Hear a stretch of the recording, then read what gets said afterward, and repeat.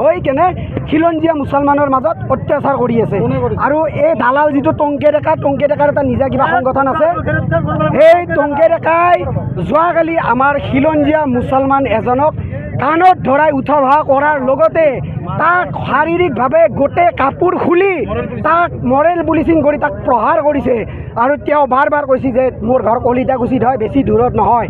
আচ্ছা, মই এটা কথা ক'ব বিচাৰিছোঁ, ইয়াতে যিহেতুকে আমাৰ কামৰূপ আৰক্ষী মহোদয় আহিছে, তেখেতসকলক মই এটা কথাই ক'ব বিচাৰিছোঁ যে যোৱাকালি এনেকুৱা এটা ঘটনা হোৱাৰ পিছত তেওঁক মৰেল পুলিচিং কৰা হ'ল। হাজত আৰক্ষী থানা বা প্ৰশাসন বা মণ্ডল কংগ্ৰেছ আপোনাৰ মণ্ডল আছে, গাঁওবুঢ়া আছে, যদি কিবা তাত বিদেশী হওক বা অবৈধ নাগৰিকে যদি তাত কিবা মাটি ক্ৰয় বিক্ৰয় কৰিছে তেন্তে প্ৰশাসন আছে, প্ৰশাসনে এৰেষ্ট কৰিব, প্ৰশাসনে জেলত দিয়ক, আমাৰ কোনো ক'ব লগা নাই।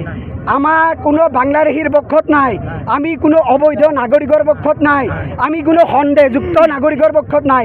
কিন্তু অবৈধ নাগৰিক বুলি সন্দেহজনক নাগৰিক বুলি যদি আমাৰ খিলঞ্জীয়াক যদি দালালি কোনো সংগঠনে যদি আমাক চকু দিয়ে তেন্তে আমি কিন্তু বহি নাথাকোঁ। ভৱিষ্যত আমি আপোনালোকৰ যোগেৰে সকীয়াই দিছোঁ আৰু কামৰূপ আৰক্ষী প্ৰশাসনক তেওঁ কিনি থৈ দিয়া বুলি কৈছে যে কামৰূপ আৰক্ষী প্ৰশাসনে একো কৰিব নোৱাৰে মোক। মই ফেচবুক লাইভ কৰি তহঁতৰ সি যোৱাকালি যিটো লাইভ কৰিছে সেই সময়ত 1.5 ঘণ্টা লাইভ কৰিছে, কিন্তু তাক গ্ৰেপ্তাৰ কৰা নাই আৰু সি বৰ্তমানলৈকে ফেচবুকত প্ৰচাৰ কৰি আছে আৰু সি হেনো মোৰ দৰে ব্যক্তিক বোলে 1 মিনিটত।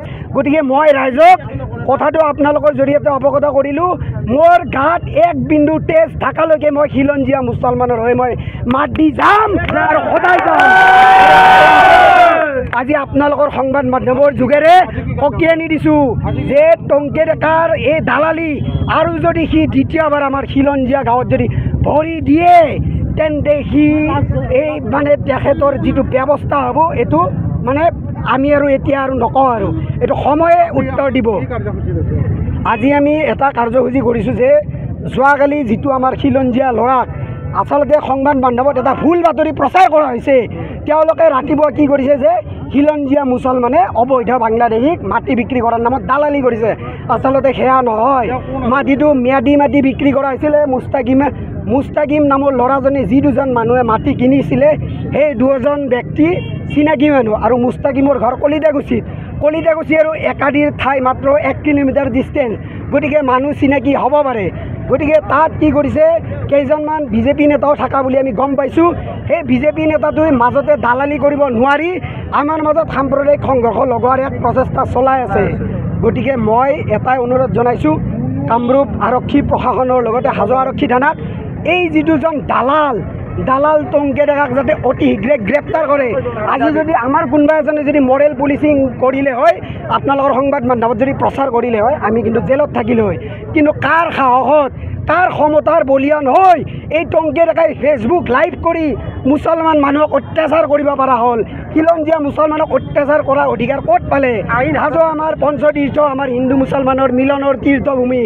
হাজোত আমাৰ ইটো সমাজ সচেতন ব্যক্তি আছে যাৰ বাবে আমাৰ মাজত কোনো ধৰণৰ সাম্প্ৰদায়িক স্থান নাপায়। গতিকে মই আমাৰ হাজোৰ হিন্দু ভাইসকলক আমি ক'ব বিচাৰিছোঁ যে আপোনালোকে এই টংকে ডেকাৰ দৰে দালালক আপোনালোকৰ ঠাইত সোমাব নিদিব। আপোনালোকক ন্যায় দিয়াৰ আশ্বাসেৰে তলে তলে দালালি কৰে। আপোনালোকে গমেই পায় সন্দেহ কৰিছিলে, তাৰে 2 মাহ পিছত সনাতন ডেকাৰ পত্নীয়ে অভিযোগ আনিছে যে টংকে মোৰ তাত তথ্য আছে, যদি আপোনালোকক লাগে মই আপোনালোকক দিম। গতিকে আমি চেলেঞ্জ কৰিব পাৰোঁ, আমাৰ মুছলমানক এটা লুংলি ল'ব নোৱাৰে তেখেতে। আমি এটা কথা কওঁ যে আমি খিলঞ্জীয়া মুছলমান, আমি মৰেল পুলিচিংগিৰি আমি শিকা নাই। যদি আমি মৰেল পুলিচিংগিৰি শিকিলোঁ হয় যোৱাকালি টংকে ডেকা ইয়াৰ পৰা বাচি যাব নোৱাৰিলে। কিন্তু আমাৰ মুছলমানে এই যিটো আমাৰ মৰেল পুলিচিংগিৰি এইটো ভাল নাপায়, নহ'লে মাত্ৰ হয় আমাৰ কোনো ধৰণৰ দল সংগঠন নহয়। আমাৰ যি আঞ্চলিক, আমাৰ যি 16খন 17খন যি গাঁও আছে, যুৱকসকল ওলাই আহিছে, যি অত্যাচাৰ এই বন্ধ কৰাৰ উদ্দেশ্যেৰে যুৱকসকল ওলাই আহিছে।